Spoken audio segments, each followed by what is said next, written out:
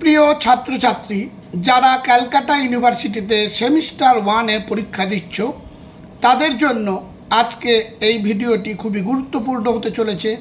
ভালো করে মন দিয়ে শুনবে এবং দেখবে।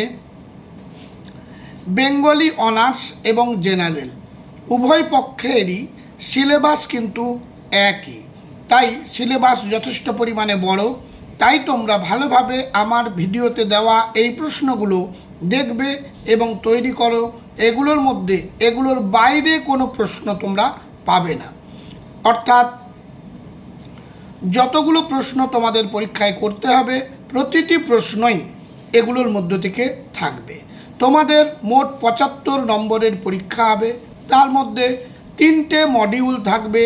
প্রতিটি মডিউল থেকে একটি করে 15 মার্কের এবং একটি করে 5 মার্কের কোয়েশ্চেন করতেই হবে।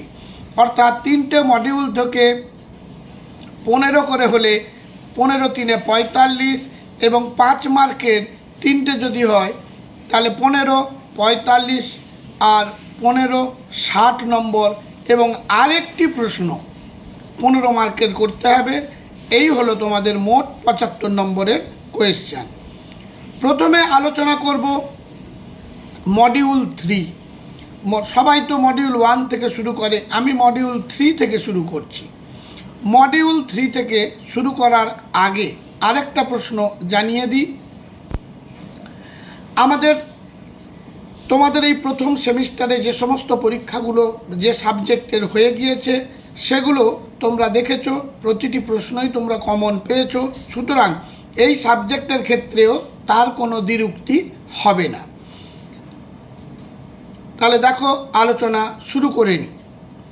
মডিউল 3 থেকে যে প্রশ্নগুলো 15 মার্কের জন্য তোমাদের পড়তে হবে, কোনোটি আবার এগুলোর ভেতরে 5-এও আসতে পারে।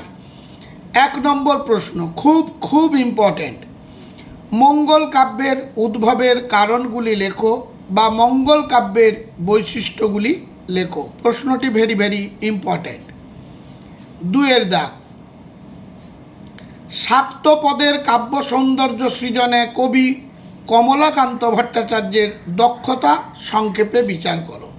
এই প্রশ্নটিও খুব ইম্পর্ট্যান্ট। 3 দাগ, কবি দৌলত কাজীর সাহিত্য কীর্তির পরিচয় দাও। আবার শুধু 5 মার্কের প্রশ্নেও টিকা লেখো দৌলত কাজী থাকতে পারে। 4-এর দাগ, মঙ্গল কাব্যের শ্রেষ্ঠ কবি হিসেবে মুকুন্দ চক্রবর্তীর কৃতিত্ব বিচার করো। প্রশ্নটি ভেরি ইম্পর্ট্যান্ট। 5-এর দাগ, আরাকান রাজসভার কবি সৈয়দ আলাওলের কবি কৃতিত্ব আলোচনা করো। 5-এর দাগের প্রশ্নটিও খুবই ইম্পর্ট্যান্ট। 6-এর দাগ, বাংলা সাহিত্যের মঙ্গল কাব্য ধারায় মনসা মঙ্গল কাব্যের বৈশিষ্ট্য উল্লেখ করে নারায়ণ দেবের কৃতিত্ব বিচার করো। 7-এর দাগ, শাক্ত সাধক কবি রামপ্রসাদ সেনের কবি প্রতিভার পরিচয় দাও। 8-এর দাগ, ভারতচন্দ্রের আবির্ভাবকালের পরিচয় দিয়ে তার কবি প্রতিভার পরিচয় দাও। তোমাদের পাস এবং অনার্স উভয়েরই সিলেবাস একই, তাই যারা অনার্সে পড়ছো, যারা পাসে পড়ছো, তাদের প্রত্যেকের জন্য একই ভিডিওতে একই সাজেশান দেওয়া হয়েছে। এগুলোর মধ্যে তোমরা কমন অতি অবশ্যই পাবে। তার আগে বলি, মনোজ স্যার কোচিং ভবানীপুর চ্যানেলটি সাবস্ক্রাইব করে এইভাবে পাশে থেকো। 5 নম্বরের জন্য মডিউল 3 থেকে যে প্রশ্নগুলো তোমরা পড়বে। 1 নম্বর, শাহ মোহাম্মদ সগীরের কবি প্রতিভার সংক্ষিপ্ত পরিচয় দাও। 2-এর দাগ, টিকা লেখো ইউসুফ জোলেখা। 3-এর দাগ, মঙ্গল কাব্যের বৈশিষ্ট্য লেখো। 4-এর দাগ, কমলাকান্তের কাব্যকৃতিত্ব আলোচনা করো। 5-এর দাগ, মনসামঙ্গল কাব্যের শ্রেষ্ঠ কবিকে তার পরিচয় দাও। 6-এর দাগ, অন্নদামঙ্গল কাব্যে যুগগত প্রতিফলন বিষয়ে সংক্ষেপে আলোচনা করো। এবার যাব আমরা মডিউল 2 থেকে। মডিউল 2 থেকে তোমাদের 15 মার্কের একটি প্রশ্ন অবশ্যই করতে হবে এবং 5 মার্কের একটি প্রশ্নও করতে হবে। 15 মার্কের জন্য যে প্রশ্নগুলো তোমরা তৈরি করবে সেগুলো আলোচনা করছি। 1-এর দাগ, বাংলা ভাষায় মহাভারতের শ্রেষ্ঠ অনুবাদকের শ্রেষ্ঠত্ব আলোচনা করো, অর্থাৎ কাশিরাম দাসের সম্বন্ধে বলতে বলছে। 2 দাগ, পূর্বরাগ পর্যায়ে বিদ্যাপতির কৃতিত্ব আলোচনা করো। 3 দাগ, চণ্ডীদাসের কৃতিত্ব আলোচনা করো। 4 দাগ, বাংলা সাহিত্যে গোবিন্দ দাসের অবদান আলোচনা করো। 5 দাগ, কৃত্তিবাসী রামায়ণের মৌলিকতা আলোচনা করো। রামায়ণের সাহিত্যিক মূল্য ও জনজীবনে এর প্রভাব লেখো। 6 দাগ, চৈতন্য জীবনী কাব্য সম্পর্কে সংক্ষিপ্ত পরিচয় দাও। 5 মার্কের জন্য যে সমস্ত প্রশ্নগুলো পড়বে সেগুলো এবার আলোচনা করছি। 1 দাগ, মালাধর বসুর ভাগবতের অনুবাদ গ্রন্থটির রচনায় তার কৃতিত্ব আলোচনা করো। 2 দাগ, বৃন্দাবন দাস ও চৈতন্য ভাগবত সম্পর্কে সংক্ষেপে লেখো। 3 দাগ, গোবিন্দ দাসকে দ্বিতীয় বিদ্যাপতি বলার যৌক্তিকতা বিচার করো। 4 দাগ, কৃষ্ণদাস কবিরাজের চৈতন্য চরিতামৃত গ্রন্থের পরিচয় দাও। 5 দাগ, বাংলা সাহিত্যে বিদ্যাপতির অবদান আলোচনা করো।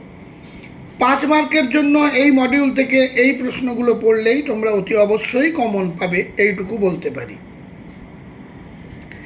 এবার আমরা মডিউল 1 আলোচনা করছি। মডিউল 1 থেকে যে সমস্ত প্রশ্নগুলো 15 মার্কের জন্য তোমরা তৈরি করবে। 1 নম্বর, শ্রীকৃষ্ণ কীর্তন কাব্যের রচনাকাল ও বিষয়বস্তু সংক্ষেপে আলোচনা করো। বাংলা সাহিত্যের ইতিহাসে কাব্যটির গুরুত্ব বা তাৎপর্য লেখো। 2 দাগ, চর্যাপদের আবিষ্কারক প্রকাশকাল লেখো। চর্যাপদের সাহিত্য মূল্য বিচার করো। 3 দাগ, চর্যাপদের যুগে বাংলার সমাজ জীবনের পরিচয় দাও। প্রশ্নটি ভেরি ভেরি ইম্পর্ট্যান্ট। যে কটি প্রশ্ন দিয়েছি কোনো প্রশ্ন তোমরা বাদ দেবে না। পরীক্ষায় ভালো নম্বর পেতে গেলে প্রতিটি প্রশ্ন ভালোভাবে তোমাদের তৈরি করতে হবে। 4 দাগ, বাংলা সাহিত্যের ক্ষেত্রে তুর্কি আক্রমণের ফলাফল আলোচনা করো। 5 দাগ, বাংলা সাহিত্যের যুগ বিভাগ বিতর্ক সহ আলোচনা করো। প্রশ্নটিও খুবই ইম্পর্ট্যান্ট, বিশেষ করে যারা অনার্সে পড়ছো তাদের জন্য। 5 মার্কের জন্য যে প্রশ্নগুলো তোমরা তৈরি করবে তার মধ্যে 1 নম্বর প্রশ্ন, চর্যাপদের ভাষাকে সান্ধ্য ভাষা বলা হয় কেন? 2 দাগ, বাংলা সাহিত্যের ইতিহাসে তুর্কি আক্রমণের গুরুত্ব আলোচনা করো। 3 দাগ, শ্রীকৃষ্ণ কীর্তন কাব্য লৌকিক প্রেমের কাহিনী আলোচনা করো। 4 দাগ, চর্যাপদের ঐতিহাসিক গুরুত্ব বা সাহিত্য মূল্য আলোচনা করো। এই কটি প্রশ্ন তৈরি করলে তোমরা অবশ্যই এগুলোর মধ্যে কমন পাবেই পাবে। আশা করি তোমাদের সব তৈরি হয়েই গিয়েছে, তবু তারপরেও একবার নিশ্চয়তা দিলাম এই প্রশ্নগুলো দেখে যাওয়ার জন্য। আর যদি কোনো সাবজেক্টের সাজেশান তোমাদের প্রয়োজন হয় কমেন্ট করে জানিও। যদি তোমাদের কাছে আমার দেওয়া এই ভিডিও ভালো লেগে থাকে, তোমাদের কাছে যদি প্রয়োজনীয় বা গুরুত্বপূর্ণ মনে হয়, তাহলে মনোজ স্যার কোচিং ভবানীপুর চ্যানেলটি সাবস্ক্রাইব করে লাইক করো আর বন্ধুদেরকে শেয়ার করতে ভুলে যেও না, যাতে তারাও বিশেষ উপকৃত হয়। আজ তাহলে এই পর্যন্ত।